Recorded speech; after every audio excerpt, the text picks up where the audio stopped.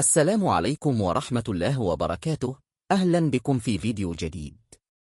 في ليلة تاريخية لن ينساها عشاق الكرة المصرية، نجح المنتخب المصري في تحقيق فوز رائع على منتخب نيوزيلندا بنتيجة 3 أهداف مقابل هدف واحد، في مباراة أثبت فيها الفراعنة أنهم يملكون شخصية البطل وروح العودة في أصعب الظروف. البداية لم تكن سهلة على الإطلاق، حيث دخل منتخب نيوزيلندا المباراة بقوة وتمكن من تسجيل هدف التقدم مبكرا عن طريق المدافع فين سورمان، ليجد المنتخب المصري نفسه متأخرا في النتيجة وسط صدمة الجماهير. لكن ما يميز المنتخبات الكبيرة هو قدرتها على الرد وعدم الاستسلام. في الشوط الثاني ظهر وجه مصر الحقيقي. اللاعبون دخلوا بعقلية مختلفة تماما، وبدأوا في فرض سيطرتهم على المباراة. الضغط المتواصل والاستحواذ وصناعة الفرص جعلت منتخب نيوزيلندا يتراجع إلى مناطقه الدفاعية.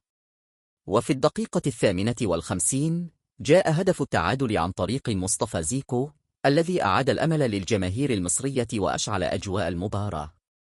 هذا الهدف كان نقطة التحول الحقيقية، لأن الفراعنة بعده اكتسبوا ثقة كبيرة وواصلوا الهجوم بكل قوة. ثم جاءت لحظة السحر، لحظة النجم الكبير موهو ميتسيلو.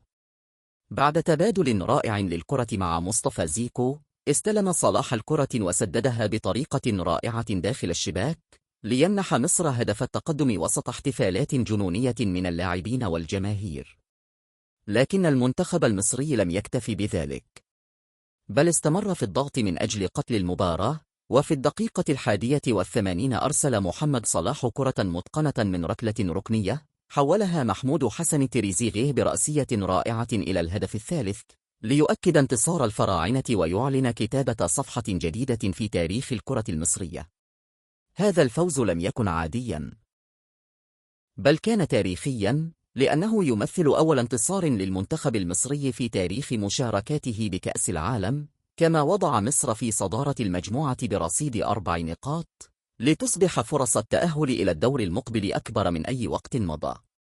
بعد نهاية المباراة، عبر محمد صلاح عن سعادته الكبيرة بهذا الإنجاز، مؤكدا أن هذا الانتصار سيبقى في ذاكرة الكرة المصرية لسنوات طويلة، كما أشاد بالدعم الجماهيري الكبير الذي جعل اللاعبين يشعرون وكأنهم يلعبون في القاهرة.